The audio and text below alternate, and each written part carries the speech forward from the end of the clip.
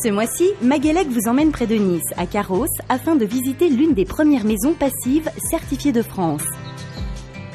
Une maison passive se distingue par sa très faible consommation énergétique qui doit être inférieure à 15 kWh par mètre carré et par an, soit environ 20 fois moins que la moyenne française. Afin de s'affranchir de chauffage l'hiver et de climatisation l'été, plusieurs facteurs ont été pris en considération. La maison passive, c'est pas juste un élément qui fait qu'on met beaucoup d'isolation et elle devient passive. Pour arriver à ce niveau de performance, il faut accumuler beaucoup de facteurs. Donc effectivement, il y a l'isolation par l'extérieur qui est une isolation très performante, qui est calculée par les bureaux d'études thermiques. Il y a l'orientation de la maison, la conception de la maison avec le maximum d'ouverture pour récupérer le maximum d'apport solaire. Donc ça, c'est quelque chose de très important.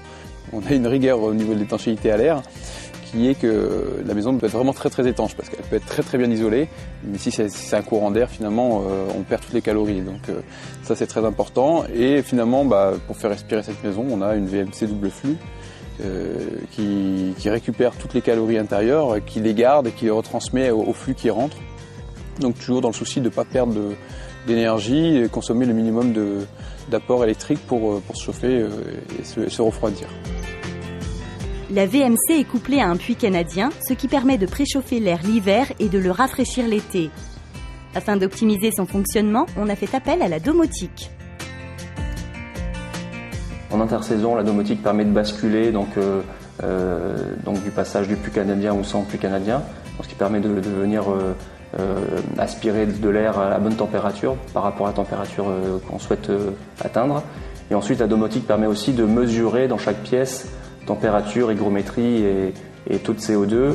Et à partir de là, on va pouvoir les stocker donc sur la base de données qui va permettre de donner des courbes donc à l'année ou au mois.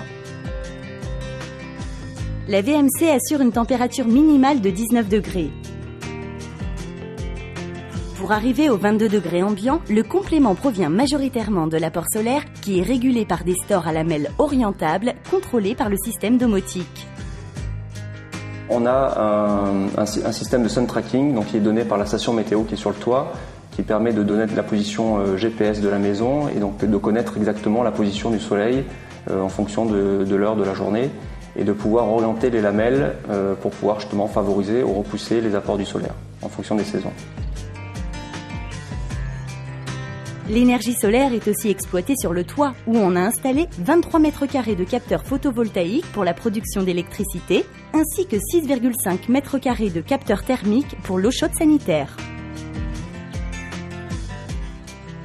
Grâce à la domotique, toutes les consommations énergétiques sont indiquées sur un tableau de bord. Derrière l'apparente simplicité de cette interface communiquent en réalité, via le protocole KNX, des éléments de marques différentes, tels que les modules de gestion des stores et de l'éclairage, les capteurs divers et les compteurs d'énergie. Après 6 mois d'utilisation, les performances énergétiques sont prouvées puisque la consommation mesurée est de moins de 10 kWh par mètre carré et par an.